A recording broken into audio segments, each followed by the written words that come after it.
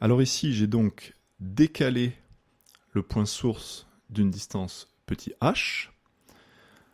Alors, petit h peut être très très petit, parce que comme on l'a déjà dit dans les cours précédents, on sait que les interférences vont différer, donc elles vont par exemple passer de constructives à destructives, dès qu'il va y avoir des différences de chemin optique qui sont de l'ordre de la longueur d'onde. Donc il se peut que pour des h tout petits, eh bien, on ait déjà une grosse différence de la figure d'interférence. Alors on va voir ça. Alors on a appelé petit d la distance entre la source principale et l'écran percé, donc les sources secondaires. Donc cherchons à nouveau l'intensité au point M. Donc on va aller relativement vite. On va simplement voir la différence par rapport au montage parfaitement centré. Alors déjà, ce qu'on peut remarquer, c'est que dans toute cette zone, eh bien, c'est exactement pareil que tout à l'heure. Donc la différence des chemins 1 et 2 à partir des sources secondaires, ça va être le même que ce qu'on a déjà calculé. Par contre, ici, on a le trou P1 qui est plus proche de la source que le trou P2. Donc ça veut dire que lorsque les ondes arrivent au niveau des trous, eh bien elles vont arriver avec un déphasage en P1 et en P2. C'est-à-dire que quand, à l'instant T, l'onde arrive ici, en fait, le front d'onde, il n'est pas encore arrivé en P2. Donc il va y avoir un déphasage entre les deux trous. Donc, pour éviter d'avoir à exprimer le déphasage entre les deux trous, je vais exprimer l'intensité au point M en utilisant les chemins optiques directement de la source au point M, comme on a fait dans la première partie. Du coup, on obtient le chemin optique 2, ça va être égal à S jusqu'à P2 plus P2 jusqu'à M. Le chemin optique 1, ça va être S à P1 plus P1M, ce qui nous donne eh bien, une différence de chemin optique qui va être égale, ici, à SP2 moins SP1, c'est-à-dire la différence des chemins avant l'écran percé, plus P2M moins P1M. Donc la différence de chemin optique après les écrans percés. Ça, on l'a déjà fait. C'est AX sur grand D. Et ça, on pourrait le faire exactement de la même manière, mais on va aller un petit peu plus vite, parce que du coup, en fait, on remarque que ça ressemble beaucoup à ça. Donc en fait, l'expression ici de la différence des deux chemins optiques, eh bien, je peux la déduire de l'expression ici. Simplement, attention, là, on a le chemin qui va jusqu'à P1 qui est plus court que le chemin qui va à P2. Donc on a SP2 moins SP1 qui est positif. Donc, par identification, ça va être A.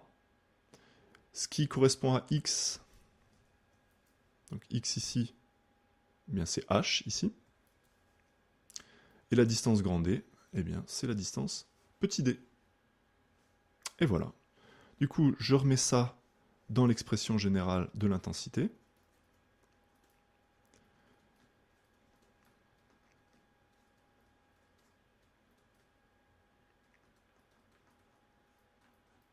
Voilà. Et on obtient ça. Alors ici, attention, il y a une petite erreur de frappe. Ce n'est pas un moins, c'est un plus. Attention. Alors, qu'est-ce que ça change? Donc ici, AH sur D, c'est une constante. Du coup, ici, c'est comme si on avait un déphasage dans le cosinus. Ce n'est pas un cosinus qui va être centré en 0. Donc effectivement, pour le montrer, ça, eh bien, on peut chercher le x central. C'est-à-dire quel est le x de la frange pour laquelle eh bien, l'argument vaut 0.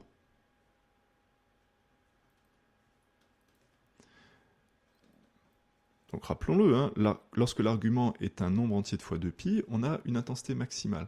Mais là, ce que je cherche, c'est la frange centrale, c'est-à-dire celle pour laquelle le déphasage est nul.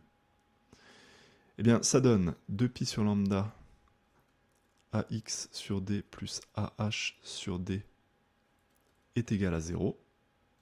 Et donc, on en déduit que x central, c'est égal à, donc je peux aussi simplifier par A, eh bien c'est égal à moins h de grand D sur petit d. Donc ça veut dire que la figure d'interférence a été translatée de cette quantité-là. Elle est passée de frange comme ça à, du coup, donc chaque frange se déplace. Voilà. Donc on a la même figure d'interférence avec le même interfrange. Bon là c'est moche à cause de... Bon. On a le même interfrange. On peut calculer l'interfrange dans ce nouveau cas. Mais simplement, chaque frange a été décalée de moins h grand D sur D. Alors cette valeur, elle est relativement logique, hein, c'est ce qu'on obtient avec Thalès. Donc le décalage, ici, c'est comme si, donc lorsque le point source est là, le centre est là. Du coup, lorsque le point source monte, eh bien, le centre descend de telle sorte à ce que Thalès soit vérifié. C'est-à-dire qu'ici, le nouveau centre, eh bien, il va être là.